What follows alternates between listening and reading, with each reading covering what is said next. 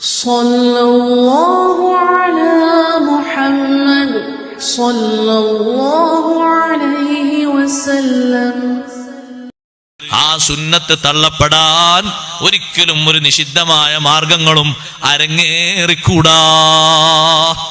അത് വളരെ കാർക്കശ്യബോധത്തോടെ ശ്രദ്ധിക്കണം. വല്ലിഹ്സാൻ, സുന്നത്തുകൾ നന്നാക്കിയെടുക്കണം. വല്ലിഹ്സാൻ, സാമൂഹ്യ രംഗത്ത് നല്ല പ്രവർത്തനങ്ങൾ നടത്തണം, ജീവകാരുണ്യ പ്രവർത്തനങ്ങൾ നടത്തണം.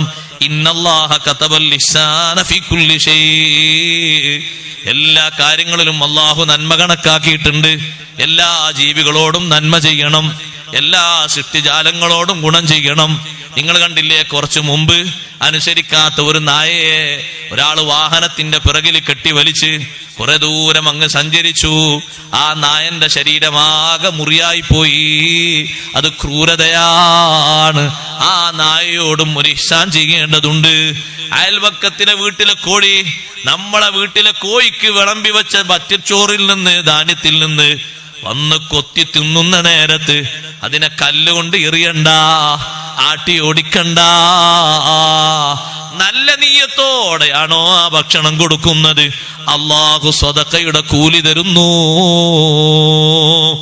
നീ അതിനെ കല്ലുകൊണ്ടെറിഞ്ഞിട്ട് അതിന്റെ കാലിന് വേദനയായിട്ട് അതങ്ങനെ ഞൊണ്ടി ഞൊണ്ടി നടക്കുമ്പോ ഒരുപക്ഷെ ആ പരിക്കു മൂലം ആ ജീവി അങ്ങ് മരണപ്പെട്ടു പോയാൽ ജീവിതകാലം അത്രയും സമ്പാദിച്ച അമലുകളൊക്കെ വിഫലമായി നരകത്തിലേക്ക് പോകേണ്ടി വരും. അള്ളാഹു നമ്മളെ കാത്തുരക്ഷിക്കട്ടെ. എല്ലാ അമലും ഉള്ള ഒരു പെണ്ണിനെ സംബന്ധിച്ച് നബി സല്ലല്ലാഹു അലൈഹി വസല്ലം പറഞ്ഞ ഹദീസില്ലേ, സംഭവത്തിൽ പെണ്ണായതുകൊണ്ട് പെണ്ണ് എന്ന് പറഞ്ഞതാണ്, ആണിനും ബാധകം തന്നെയാണ്. സംഭവിച്ചത് പെണ്ണിന്റെ ആണ്, പെണ്ണ് എന്ന് പറഞ്ഞതാണ്. അല്ല, പെണ്ണുങ്ങൾക്ക് മാത്രം അങ്ങനെ ഉണ്ടാകാന്നല്ല, ആണുങ്ങൾക്കും വരാം, അതിനേക്കാൾ ക്രൂരത വരാം. ഒരു പൂച്ചയുടെ വിഷയത്തിലല്ലേ ഒരു പെണ്ണ് നരകത്തിൽ പോയത്. നിസ്കാരത്തിന് കുറവുണ്ടോ, നോമ്പിന് കുറവുണ്ടോ, സ്വതക്കക്ക് കുറവുണ്ടോ? ഒന്നിനും കുറവില്ല. പക്ഷേ ഒരു പൂച്ചയെ ഭക്ഷണം കൊടുക്കാതെ കെട്ടിയിട്ട് പട്ടിണി കിടന്ന് ദാഹിച്ച് അവശയായി പൂച്ചയങ്ങ് മരണപ്പെട്ടപ്പോ അല്ലാഹു ആ പെണ്ണിനെ നരകത്തിലേക്ക് കൊണ്ടുപോയി. ആ ജീവികളോട് കാരുണ്യം കാണിക്കണം. എല്ലാ ജീവികളോടും കാരുണ്യം കാണിക്കേണ്ടതുണ്ട്. ഒരൊറ്റ മഖ്ലൂക്കിനെയും കുറ്റം പറയാൻ പാടില്ല. അത് അള്ളാഹുവിന്റെ സൃഷ്ടികളോട് ചെയ്യുന്നൊരു സേവനമാണ്. നമ്മെ സഹോദരങ്ങളെ, ഒരു കൊതുക് വന്ന് നമ്മെ ഒന്ന് കടിച്ചു, നമ്മളെന്താ കരുതേണ്ടത് എന്നറിയോ? നമ്മൾ വേറെന്തോ അശ്രദ്ധയിലായിരുന്നു, കൊതുകൊന്ന് ശ്രദ്ധ ഉണർത്തിയതാണ്. അങ്ങനെ ചിന്തിക്കണ്ട്. കൊതുകിനെ അള്ളാഹു വിട്ടതാണ്. ഈ ദിക്ർ ചൊല്ലുമ്പോൾ നിന്റെ മനസ്സിൽ വേറൊരു ശ്രദ്ധല്ലേ, ദിക്റിലേക്ക് ശ്രദ്ധിക്കും. ഒരു കൊതുക് നല്ലൊരു ഇഞ്ചക്ഷൻ അടിച്ചു, ഒറ്റപ്പോക്ക്. നമ്മൾ ആ കൊതുകിനെ തിരയാണ് 10-15 മിനിറ്റോളം. എവിടെ, എന്ത് കടിയാ കടിച്ചത്? വേദനിച്ചിട്ട് വയ്യ. ഇങ്ങനെ ഉണ്ട് ഒരു കൊതുക്. ആ കൊതുകിനെ ടോർച്ച് അടിച്ച് നോക്ക്, കാണില്ലല്ലോ, എവിടെ പോയി? ഇന്നതിനെ കൊന്നിട്ടേ നിൽക്കും. എന്തിനാ അത് കടിച്ചത്? നിങ്ങനെ ദിക്ർ ചോദിച്ച ഒഫലാനായിട്ടാ ദിക്റെന്ന്. വേറെ എവിടെയാ നിന്റെ കൽബ് ശരിക്കും തിരിച്ച് ദിക്റല്ലേ എന്നതിന് കൊതുക് ചെറിയൊരു ഉണർത്തിയതാണ്, ഒരു ഇഞ്ചക്ഷൻ. അപ്പോഴാണോ ചെറിയൊരു ഉണർവ് വന്നത്. അതിനാ മുമ്പൊരാൾ പറഞ്ഞു, ഉസ്താദെ വീട്ടിൽ പേരക്കുട്ടിയുണ്ട്, 4 മണിക്കാ കുട്ടി കരയുന്നു. ഞാൻ പറഞ്ഞു അൽഹംദുലില്ലാ. അപ്പൊ എന്റെ മുഖത്ത് ഇങ്ങനെ നോക്കുക, 4 മണിക്ക് എന്റെ പേരക്കുട്ടി എന്റെ അടുത്തല്ല കിടക്കില്ല. ചില വല്യാപ്പാരുടെ കുട്ടികൾക്ക് അങ്ങനെ വലിയ സ്നേഹം ഉണ്ടാവുമല്ലോ. അപ്പുറത്തും അവന്റെ ഉമ്മ ഉണ്ട്, അതായത് ഇയാളെ മോളപ്പുറത്തുണ്ടെങ്കിലും എന്റെ അടുത്തേ കിടക്കും. ഞാനിനി കുറച്ച് വൈകി വന്നാൽ ആ കുട്ടി അവിടെ നിന്ന് കൊട്ടിപ്പൊടിഞ്ഞ് എണീച്ച് ഇവിടെ തന്നെ വന്ന് കിടക്കും.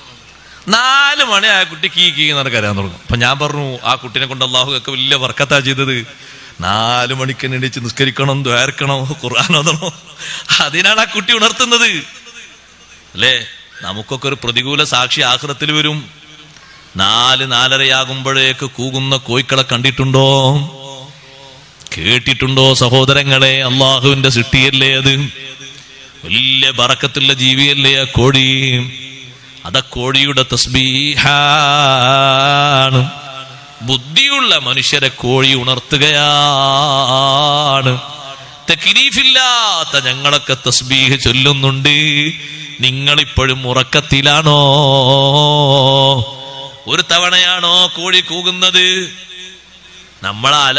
ഈ ബെല്ലടിക്കുന്ന വാച്ച് ഒരു തവണ അടിക്കുമ്പോഴേക്ക് എങ്ങനെങ്കിലും ഒന്ന് തപ്പി പിടിച്ചതിന് ഓഫാക്കി വെക്കല നമ്മൾ.